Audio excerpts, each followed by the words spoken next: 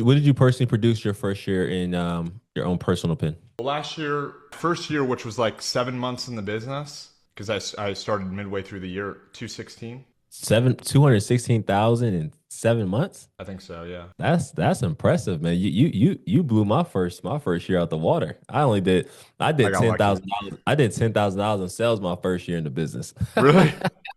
That's a great story, though. We met Josh Rivera at the Patrick Bet David event, right? Yeah, the Patrick Yes. Bet David event, and it was such an amazing event. And they told us, you shouldn't leave this event without shaking hands with some amazing people. In that room, man, well, it has to be the net worth in that room had to be freaking incredible, right? It had to be out the freaking wall. And we just had the opportunity to be able to meet Josh as we were passing in between breaks, and we had heard a little bit about his story and how much he was crushing in the industry. And Mike set up this call for you guys to be able to hear a little bit about what we heard about. And Josh has a big heart, man. He wanted to come on and pour into you guys, right? It's not like every single day, there's people who's willing to do that, especially for organizations that they're not a part of. And man, I just want to say I'm grateful for the relationship and you coming on and pouring into the organization. Well, I'm grateful for you guys having me. I know you say you're grateful for meeting us, but we're grateful for meeting you guys at the event and shaking hands and building the relationship. And this business Yeah. is, in a transactional world, it's all relational. So the more that we can pour into each other's relationships, all for it. No, as you guys know, when it comes to Josh, you have produced over $210,000 in AP so far this year, right? And or Personally, or is it more than that? uh, personally, I think 200 Person. something. I'm not sure. Yeah. Personally, over 210,000 AP so far for the year, guys. We're only in June, right? Which is incredible. That's his personal. He's currently building an agency as of right now, and he currently lives in Texas. And your agency is doing a little over A little over 200. $200,000 in annual production every single month, right? Pretty freaking impressive, man. So we don't have Yeah. a small guy on the line, y'all. We got a big dog on the line coming to pour into you Not quite guys. yet. A big dog coming to pour into us, man. So my first question for you, Josh, is what made you join the insurance space? Like, why did you decide to join insurance out of all things? Yeah, so I actually have somewhat of a unique story in that sense of I was in real estate for 4 years. I started in the off-market real estate space. That was my first sales role. So I was actually working for someone that was a mentor of mine. He was a young guy doing very well. And I quickly transitioned out into starting my own company. I did marketing for real estate investors. And by the grace of God, I feel like certain people entered my life at the right time. I failed so many businesses before that business. And then I scaled that business to around 30 employees. I ran that for around 3 to 4 years. But there's a few flaws in that business model that I was seeing that I found in the insurance space. So to boil it down to a few things, number one was stability. We were doing fairly well revenue wise, but it was still a very much so a startup environment, meaning there was instability for myself and my family, but more importantly, there was instability for my employees. It seemed like we were churning employees. Sales reps couldn't get their footing. Out of the 18 sales reps I had, two or three of the guys were making all the money and the rest of them were struggling. A lot of instability. Secondly, it was very hard to fulfill for every customer. So it was hard to provide the same exact service for every customer that we served. Obviously, life insurance is plug and play. You sell someone a policy, it doesn't matter where they live in the country, they're going to get the same policy as long as they're selling the premium. That was very attractive to me. And number three, it was the income ceiling. I felt like I was a big fish in a small pond. We were one of the biggest companies in my very small industry. And I felt capped out. But when you bring, and I saw people in the life insurance space that I felt like had less skill than I did, and that's a very egotistical thing to say, so forgive me. But I Yeah. felt like there were people that had less experience than I had making so much more money. And Yeah. sometimes at the end of the day, it's the vehicle. It's not your skills. You can take a mid-tier guy in insurance against a great guy in my own industry, and the mid-tier guy is making 2 times the income and more stable. So those are Hmm. some of the few reasons what landed me into the life insurance space. Yeah. So you said not being, you said not instability, right? You mentioned Product. product and then capped to like income and like in your space, right? I Mhm. imagine like in the real estate space in that particular industry that you're in, a lot of competition in such a in that It was an small industry. off-market space. Yeah, so the off-market real estate space is obviously a lot smaller than traditional real estate. So it was very small. Yeah, a lot of competition. Yeah. So talk to me a little bit about building something up where you're making good money, right? And then starting over, right? Yeah. Like a lot of people are like, well, Josh, I get that you're saying, man, like it was a lot of competition. It seemed like you're doing very, very well there personally, and you were having a lot of success, making a lot of money. But why start over after building something so substantial? Yeah, I was building a family. I just got married, praise God. So Yes, I all wanted praises. something.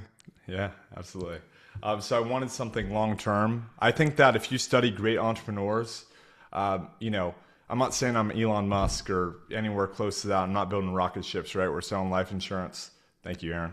But if you look at many large entrepreneurs like Elon, he went from, I think it was Zip2, then he went into PayPal, sold PayPal, even though he could have made a bunch of money, more money from PayPal, and went to build SpaceX and Tesla because he felt like he could serve more people. Jeff Mm, Bezos, people don't talk about Jeff Bezos. He had a very successful career on Wall Street that he gave up to start Amazon again in his garage, right? You look at the guy, the Reed Hastings, he started Netflix. He sold his company for hundreds of millions of dollars before he went and founded Netflix. So the one commonality I saw from some of these great entrepreneurs that I will never probably be like anywhere close, but you can take the themes out of their lives. And a big theme I saw was sacrificing something good for something great. mm. And that's what I saw in the life insurance space. And that's why I decided to make the move. And I think my family will thank me for that years from now. Yeah, so you mentioned sacrifice and everything that you just mentioned from all the greats in business, right? We can call them kind of like the put them on a Mount Rushmores of business now, right? Yeah. They all sacrifice something for something greater, right? And Yeah. you obviously was making a good amount of money in the other industry, but you had sacrificed that for something greater. And I know you mentioned you had just gotten married and you're starting a family. Was that other business taking a lot from you that Oh, yeah. you just was not able to, you just were just like, okay, if I keep on this path here, I know I'm not going to be able to really do everything I want to do with my family. Is that one of the reasons? 100%. That and impact. But yes, it was very emotionally draining, extremely Yeah, emotionally draining. And it took from sacrifice from other parts of my life that I'm just not really willing to sacrifice anymore. Um, absolutely. but the impact potential in life insurance is just, it's so incredible because of the people. But Yeah. there's just, you can do so much. It's not about the AP number. It's not about overrides or personal production, all that stuff. But the amount of people that you can touch with your values, with your ethics, with your morals, especially in a society like ours, where everything is driven off of materialistic things and the world we call it, right? The amount of people you can touch in life insurance is it's unbeatable in my It, opinion. it's incredible. Yeah, man. We have our slogan here at True Wealth is impact over income, right? Like that's what we always say. The more people that you positively have an impact on, the more money you make. And I always tell people, right, like at the end of the day, like if someone is coming to me talking about they're not making enough money in the space, we got to talk about how much impact that you're actually having in the particular market space, right? Because the business is going to any business endeavor that you're in is going to reward you based off of the impact that you have on that particular space.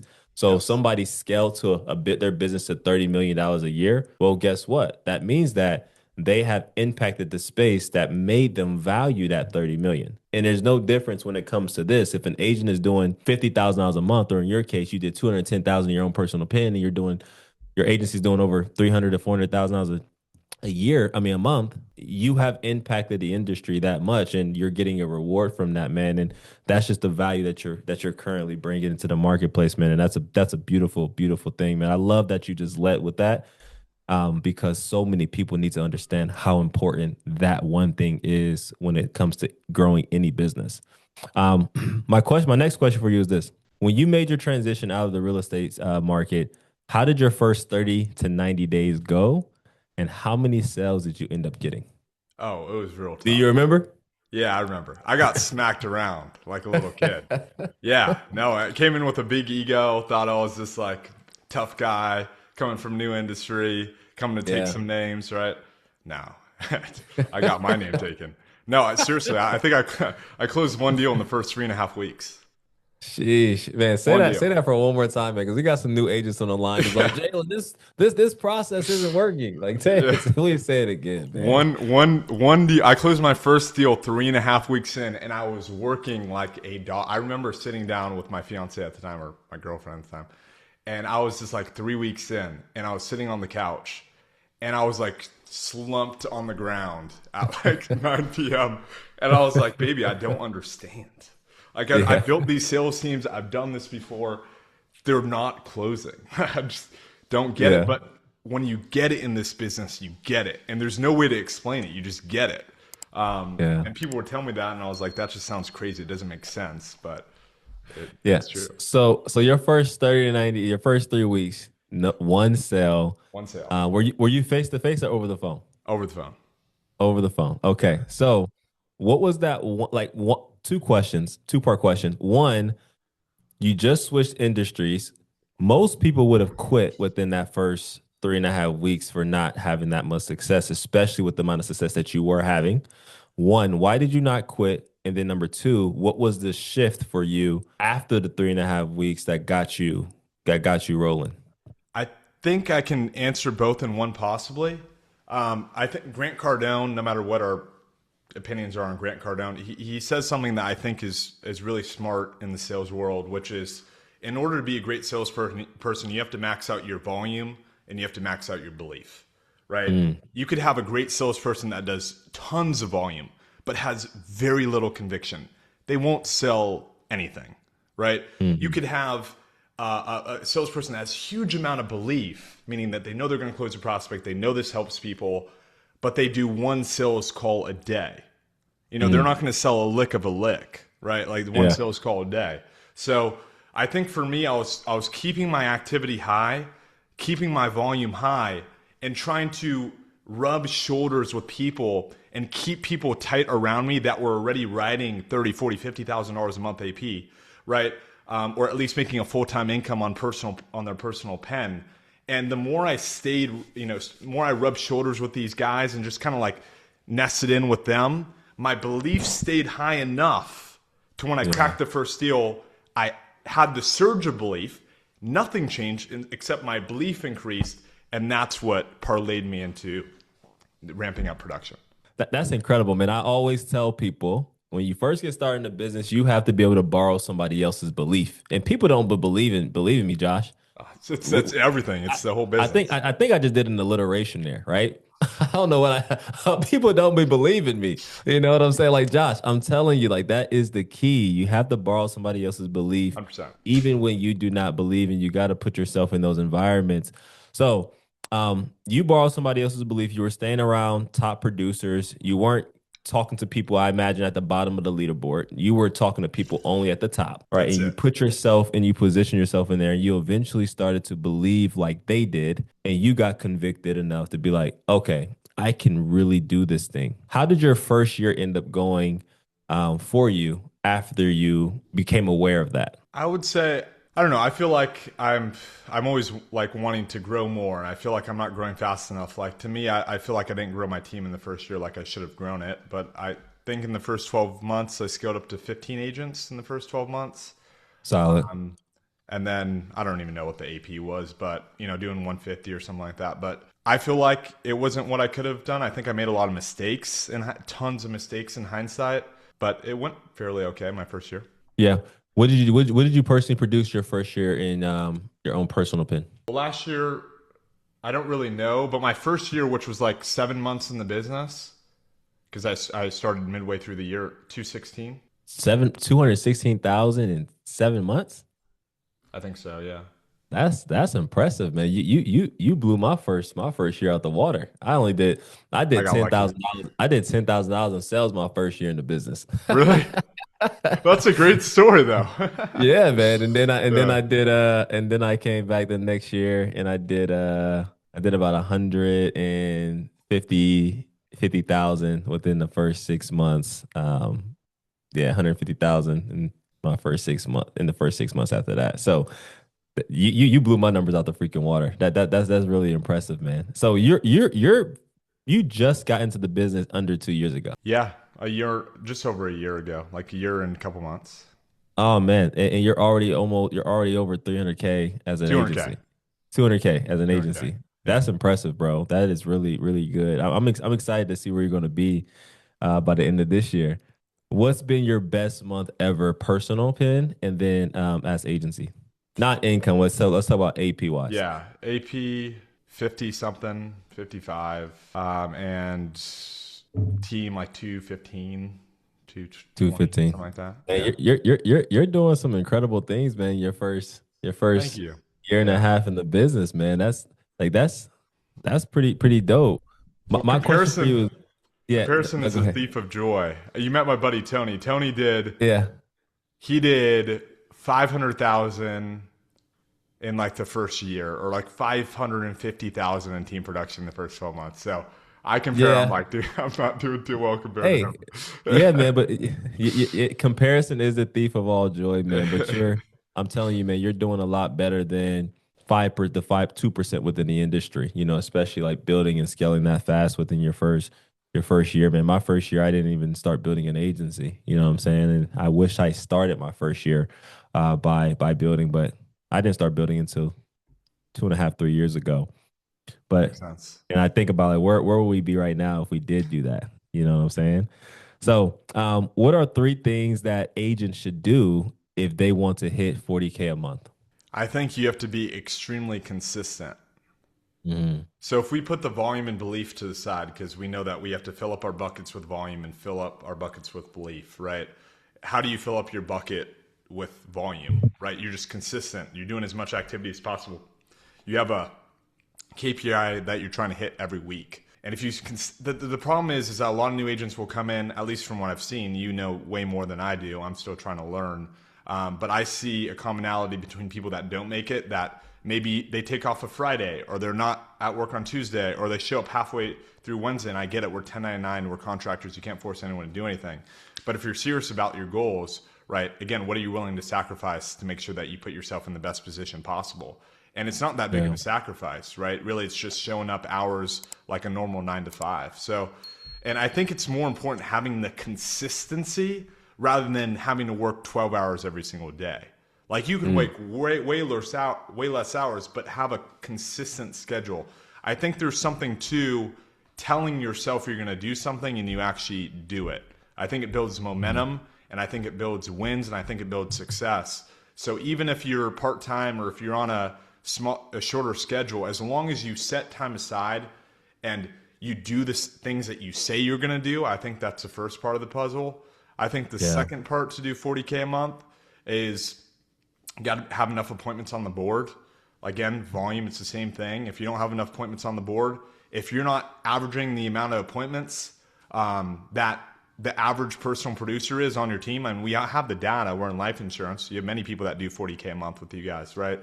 So correct. you can see how many appointments they're putting up, and like, okay, how do I get similar amount of appointments on the board, right? And I think third is just being coachable and being open to feedback.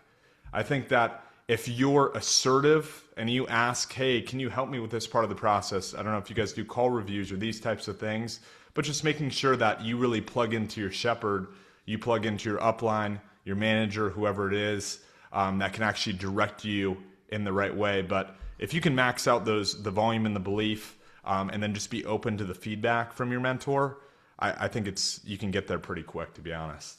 Yeah, man, you just drop some gems here, man, because you can definitely see based off like how long I've been in the business, man, you can definitely see the trajectory of where an agent's going to be within their first 90, where they're going to be in after day 90 by what they do in their first week. You know what I mean? Like you can literally see it, right? The people who are like raising their hand, who's like breaking down your doors, like hey, I Yes. need to connect with you. Like, I Yeah. need some support and help. Like, the people who are literally that diligent are the ones who are typically going to make it 6 months down the line. And those are the ones who end up getting to $40,000 in production. Those are the same characteristics that you had when you first got started, right? You're like, hey, like, I don't know what I don't know. I suck my first 3 weeks, but hey, I'm going to put myself in this environment. I'm going to ask the questions. I'm going to speak to the people. I am going to demand the conversation. Like people laugh at me when I say allow for your upline to earn their override. I say that, and people are Yeah. like, I'm like, no, I'm serious. I'm super serious, right? Allow for them to earn it, right? But people don't take advantage of that. And when you mention this consistency thing, man, that's so beautiful, man, because the person who's the most consistent will always end up being the most successful over time, right? Man, you've been in the business for a year and a half, a little bit less, a little bit over. The one thing that I see happening a lot in the business, man, is people do not have a consistent work ethic. They don't have a consistent schedule. They don't have a consistent lead flow. They don't have consistent presentations. They don't have consistent appointments, right? And it's because they never mastered their routine. Like I can ask you right now, hey Josh, what is your routine? And you can literally probably tell me what your routine is from the morning you wake up Yeah. to the time you go to bed, Monday through Sunday through Saturday. You can literally tell me what that looks like. And Yeah. if there was someone who wanted to find you, more than likely they could find you because your routine is so consistent. Would you agree? Yeah, absolutely. It's always the Yeah, same. like you took time to time block and put those things together so you can be consistent, man. And that's the testament of why you're so successful. So we talked about how much your team is doing in sales. We talked about what you did personally in production over the last year and a half and 7 months. My question for you is why should an agent, when they start having success, start to build an agency? I think there's a lot of limiting beliefs around sometimes building an agency as an agent. But here's the issue with limiting beliefs around. I mean, we call them limiting beliefs for a reason, right? People say, well, I'm not a leader yet, so I don't want to recruit quite yet. But that's like the chicken before the egg. You have to Yeah. recruit to become a leader, you know? Like what comes first? And what I find with new agents will say, I don't want to build a team because I'm not comfortable yet. No one's going to listen to me. I'm not making enough money in the business. I just want to make a full-time income and then I'll start building. And then that same new agent that had those beliefs will start to ramp up. Mm. Before you know it, they're a top producer. Hey man, why aren't you building a team yet? I'm too busy. I got too many appointments on the calendar. I Yeah. can't build a team. I'm too busy selling. There's always these beliefs that come with building a team. And the best time to build a team is right when you join the business, in my humble opinion. Number one, Why do you say that? Yeah, go ahead and say it. Tell us I that. don't know, maybe people would disagree. Maybe you would disagree. I trust No, your no, no. opinion because I actually agree with you, but I'm just kind of okay. curious on why you said that. Yeah. Well, number one, it forces you to ramp up actually faster because what we find is agents actually show up for other people better than they show up for themselves a lot of the 100%. time. So when you bring people in the business, there's almost that little bit of feeling of responsibility that are like, hey, I really need to figure this out because I brought other people in with me. Secondly, people will say, oh, why it's a good idea. Is that what you're asking? That was a question? Yeah. Yeah. Okay. Like why should people start building a team start building a team. Yeah.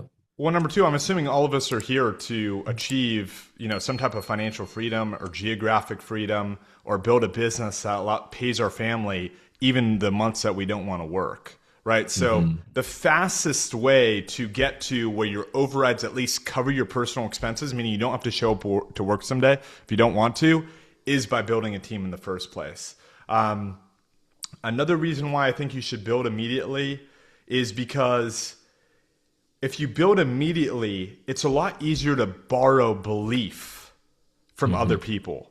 So when you're very fresh to the business, it's your first day, your belief is super high in the business, right? It's very hard to start recruiting like a few weeks in when you're in the trenches because all you can think about is getting your head above the water. All you can think about is like, I need to make enough money for myself.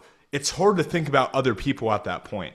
So if you get going in the beginning, your friends or family or the people in your network, the people on your Instagram, they're not going to be asking you, Jalen, how much how much are you doing in the business? I'm like, I just started. But go look at Mike. Yeah. Play Mike is somebody else's doing success. XYZ. And then you just pass the authority over to someone else and you show the Yeah. rest of the team's wins. So I think there's a lot of benefits to even recruiting before you even get licensed.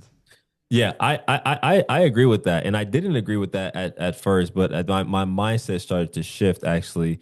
The more that I actually started to get into other rooms, right, and what they did, and the more that like I kept, the more the agency kept growing and kept growing, we were able to find out like we have built out systems where even if you have a brand new agent who's coming in, the culture and systems and community here will help nurture that agent when he's getting started. Oh, yeah.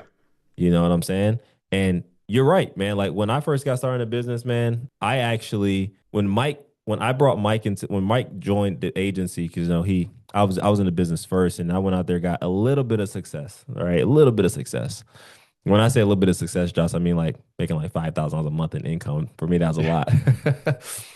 And Mike came back, man, and I came back home with Chick-fil-A. We were roommates at the time, and Mike was like, "Wow, you got Chick-fil-A on a random Tuesday. I want to be able to join this business now." Right? I was at Ohio State. And when Mike got into the business, I'll tell you what, Josh, like my best month at that time, AP wise, is about $10,000 in AP. Oh, yeah. The minute Mike got into the business, because I know what type of personality who Mike is, I was like, okay, I gotta ramp this up. Mm-hmm.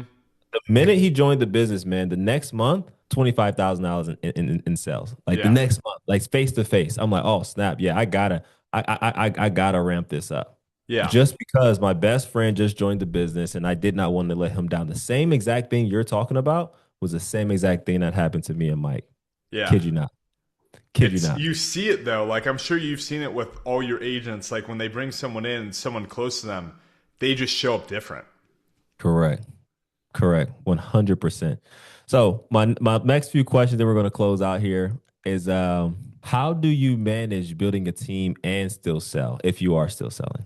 I think it's different. I think I'm actually interested in your perspective because you're much farther along than I am. So what I'm seeing so far is in the beginning, when you're like trying to ramp up your personal production, I actually think it's better just to be the introducer. I think there's a lot of like the way we look at it, there's a lot of friction about being a recruiter or being an agency builder when you're first getting started.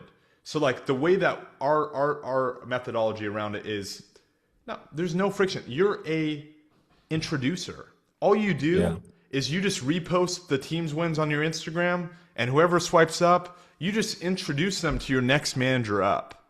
So Yeah. it's just introducing.